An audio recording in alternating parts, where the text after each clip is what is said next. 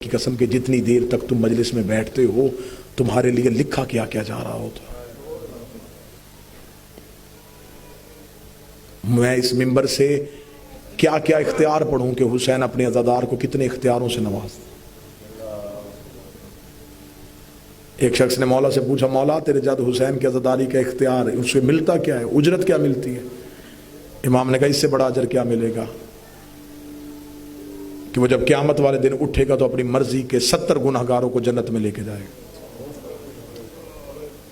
اس نے کہا مولا اس کے علاوہ کیا اجر ملتا ہے؟ مولا نے فرمایا اس کے علاوہ اجر یہ ملتا ہے جب اس کی پہلی رات قبر میں آتی ہے اس کے گرد کی 40 قبروں سے عذاب اٹھا لیا جاتا ہے. جب 40 قبروں سے عذاب اٹھا لیا جاتا ہے، جن قبروں میں عذاب ہو رہا ہوتا ہے، وہ مرنے والے فرشتوں سے پوچھتے ہیں ہماری کو نیکی کام آئی ہے؟ وہ کہتے کوئی نیکی نہیں آئی. پھر عذاب کیوں ختم ہوا؟ وہ کہتے ہیں شکر کر تیرے قبرستان میں حسین کا عزادار آ گیا. اب اگلی سطر کہوں گا تو عقیدے اور مضبوط ہوں گے.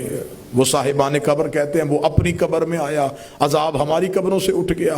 وہ دیکھا دے آج اس کی قبر پہ پہلی رات ہے، آج اس کی قبر پہ رونے حسین کی ماں آ رہی ہے. آواز پروردگار آ گئی ہے، فرشتوں کو واپس بلاؤ، آج زہرا آ رہی ہے.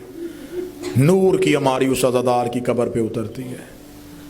شہزادی رو کے کہتی ہے تو دنیا میں پوچھا کرتا تھا کہ حسین کی مجلس کہاں ہو رہی ہے. تو نے دنیا میں حسین کو تنہا نہیں چھوڑا، میں تجھے قبر کی رات تنہا نہیں چھوڑوں گی. قبر کے اندر امیر المومنین ہیں، قبر کے باہر شہزادی کونین ہیں. بی بی کہتی ہے میرے اللہ میں تب تک قبر سے اٹھوں گی نہیں جب تک میں اس کی بخشش نہیں چاہتی.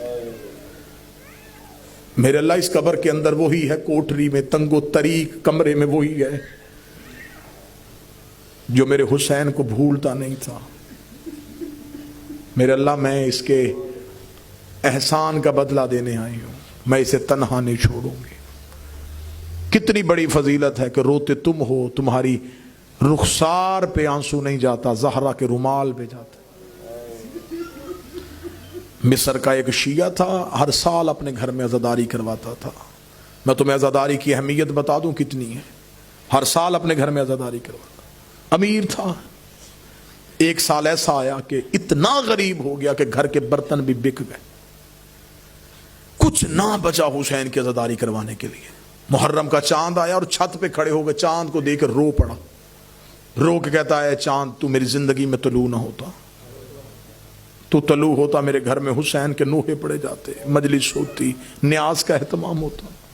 تو بھی آ گیا، میرے گھر میں انتظام بھی کوئی نہیں. ابھی چاند سے شکوے کر رہا تھا، یا پیچھے سے اس کی زوجہ کاندھے پہ ہاتھ رکھ کے کہتی چاند سے گلا نہ کر، جب قیمتی چیز گھر میں پڑی ہو پھر غربت کے شکوے نہیں کرتے. کہنے لگا مجھے تو نے چونکا دیا، عورت ہے ضرور تو نے کوئی زیور چھپا کے رکھا ہے، جلدی دے مجھے حسین کے لیے مجلس کے لیے نیاز کا اہتمام کرنا ہے. بحور الغمہ سے لے کے کتاب سے روایت پڑھ رہا ہوں، آیت اللہ علی شورشی کی کتاب. عورت آگے آگے چلی، شوہر پیچھے پیچھے چلا. کتاب کہتی وہاں آئی جہاں کمرے میں 2 بیٹے سو رہے تھے. بیٹوں کے سرہانے آ کے کھڑی ہوئی. شوہر دیکھ کہتا میں تیرا مطلب سمجھا نہیں. رو کے کہتی ہے میرے گھر میں ان سے قیمتی چیز کوئی نہیں. کیا کہنا چاہتی ہے تو؟ رو کے کہتی غلاموں کے بازار میں جا کے بیچتے، جو قیمت ملے گی حسین کی عزاداری کروا دے. تڑپ کے کہنے لگا تو ماں ہو کے کہہ رہی ہے بیٹے بیچ دوں؟ رو کے کہتی سچ بتا تو نے مانگے کس سے تھے؟ کہنے لگا حسین ابن علی سے. یہ جو آتے ہو نا حسین کے گھروں میں تمہیں اجر بتانے لگا ہوں، یہ جنہوں نے ایک ایک پیسہ اکٹھا کر کے یہ حسین کا گھر لیا ہے نا، تمہیں اجر بتانے لگا ہوں. تمہیں زہرا اجر کیا دے گی؟ غلاموں کے بازار میں جا کے بیچتے. کہنے لگا بچے ہیں. ماں رو کے کہتی ہے اصغر سے پیارے تو نہیں، اکبر سے پیارے تو نہیں. ماں نے بچے تیار کیے، باپ نے ساتھ لیے، بردہ فروشوں کے بازار میں چلا گیا جہاں غلام بکتے تھے. سارا دن آوازیں دیتا رہا غلام لے لو، غلام لے لو، غلام لے لو، غلام لے لو. شام ہو گئی، خریدار نہ آیا. شام کو تھک کے بیٹھ کے سر پہ ہاتھ رکھا تھا بی بی تیری اولاد کا مقدر. بی بی میں تو اب بیٹے بھی لے کے آ گیا ہوں. بی بی شاید تو میری عزاداری چاہتی نہیں ہے، ابھی یہ باتیں کر رہا تھا، یہاں بازار میں کوئی گھوڑے سوار آیا، اس کے قریب آگے گھوڑا سوار رکا، چہرے پہ نقاب تھا، آواز آئی غلام بیچے گا؟ بیچوں گا۔ کیا قیمت لے گا؟ دیکھے کہنے لگا کوئی کائنات بھی دیتا میں بال بھی توڑ کے نہ دیتا، میں نے منتوں سے مانگے تھے، بس مجھے اتنے دے دے کہ 10 دن میرے گھر میں حسین کی نیاز بن سکے۔ اتنا کہنا تھا، گھوڑا سوار کی آواز ہے، وہ سامنے گھوڑے کی کوچ میں دینار ہے، وہ اٹھا، بیٹے میرے ساتھ بٹھا دے۔ یہ دیکھیں گے گھوڑا سوار، میں تو اسے قرضہ نہیں مانگ رہا، میں بیٹے بیچ رہا ہوں، اتنی بھی کیا امیری کہ تم مجھے قیمت بھی اٹھا کے نہیں دے رہا۔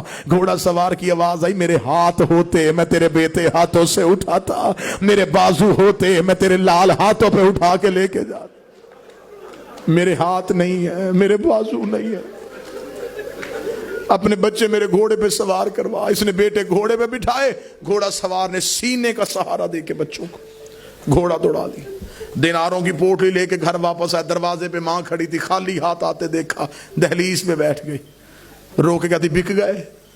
ہم بک گئے۔ کہتی تو باپ ہے میں ماں ہوں، رونا نہ، حسین کی عزاداری کے دن ہے، ہم نے حسین کو رونا ہے۔ جامع مصر کی جامع مسجد میں جا کے اعلان کروا میرے گھر میں حسین کی مجلس ہے۔ لوگ آنا شروع ہو گئے، مجلس تمام ہو گئی، لوگ اپنے گھروں کو چلے گئے، ماں اکیلی رہ گئی، باپ تنہا رہ گیا، ماں دیواریں دیکھ رہی تھی، باپ چھت دیکھ رہا تھا۔ آدھی رات کو زوجہ اپنے بستر سے اٹھی، شوہر کے قدموں میں آ کے بیٹھی، رو کے کہتی اپنے فیصلے پہ شرمندہ نہیں ہوں، ندامت نہیں ہے مجھے، لیکن صرف اتنا پوچھنے آئی ہوں، آخر ماں ہے، مجھے بتا کس کے ہاتھ بیچ کے آیا ہے؟ یہ دیکھے کہنے لگا میں نے چہرہ نہیں دیکھا، چہرے پہ نقاب تھا، بازو اس کے تھے کوئی نہیں، شکل سے کوئی امیر لگتا تھا، بیٹے ساتھ لے کے چلا گیا۔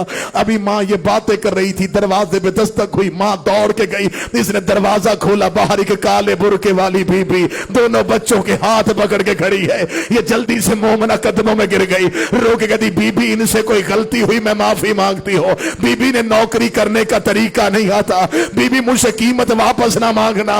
اس بی بی کی آواز آئی ہم بیٹے دیتے ہیں لیتے نہیں ہے۔